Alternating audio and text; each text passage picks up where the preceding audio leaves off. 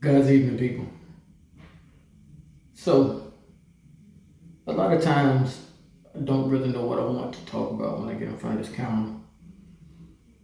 So, I usually just open my mouth and let the words flow. Whatever's coming through my mind comes out of my mouth.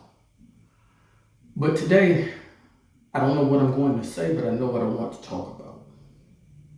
I want to talk about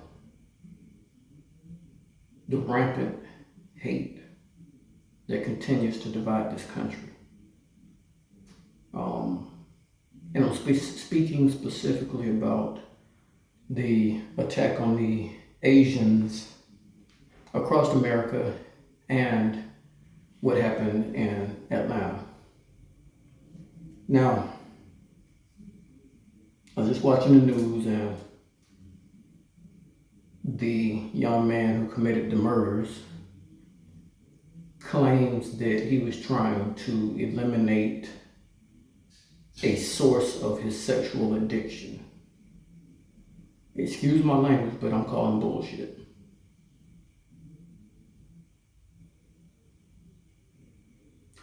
I personally believe he's saying that in order to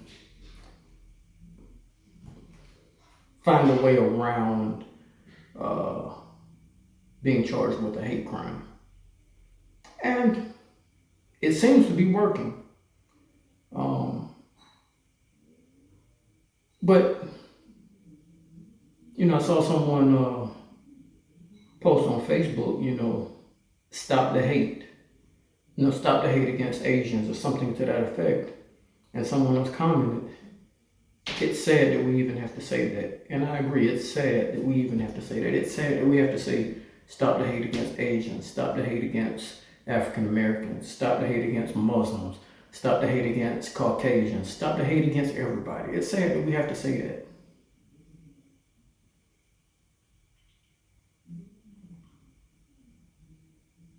If you know me, you know I'm a firm believer in the Word of God. And His Word tells us to love one another.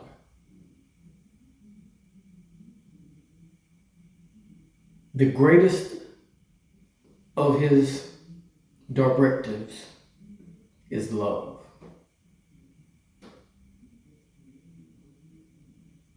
The majority of us probably do that in some way, shape, form, or fashion.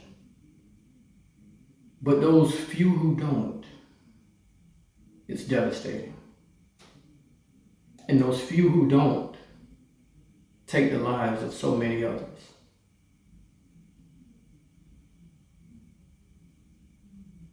Regardless of the color of their skin or their race or whatever it is, there are some people who make conscious decisions to hate someone because they don't like something about them, and they take their life. I was born and raised in Columbus, Georgia. It seems like every other day when I'm scrolling through social media, I see something that someone posted about rest in peace or they killed somebody in Columbus. It's happening too much.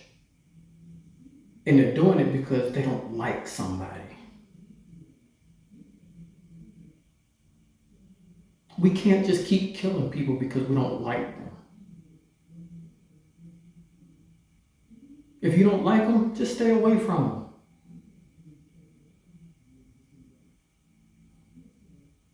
Go somewhere else, do something else.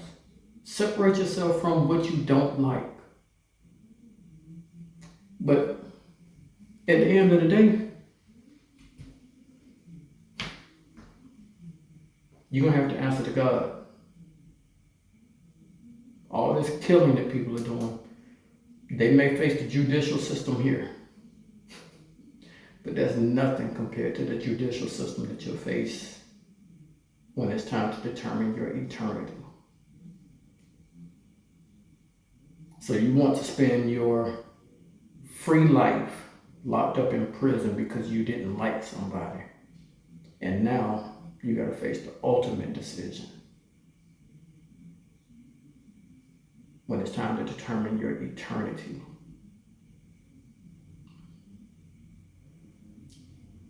I don't think people really think about that a lot. And I'm hoping they don't think about that. I'm hoping that they're not thinking about that and still making the conscious decision to do the stupid stuff that they do. But for most of us, there's nothing we can do to change that. That's a decision that they have to make within themselves to determine to be better, to determine to not take those actions that could put them in that precarious situation.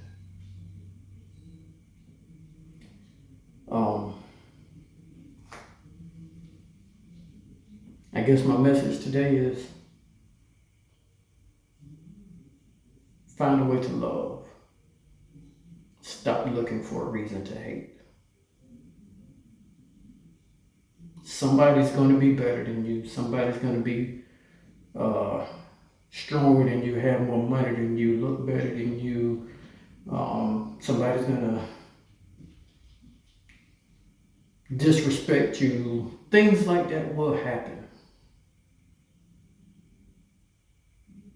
How we respond is what's important. And I'm telling you from someone who had a very quick temper in my early years. But I learned to do better. I learned to be better. So if they're telling me they can't and this is all they know, I'm calling bullshit again. You can be better if you want to. Y'all have a blessed evening. Make progress, not excuses.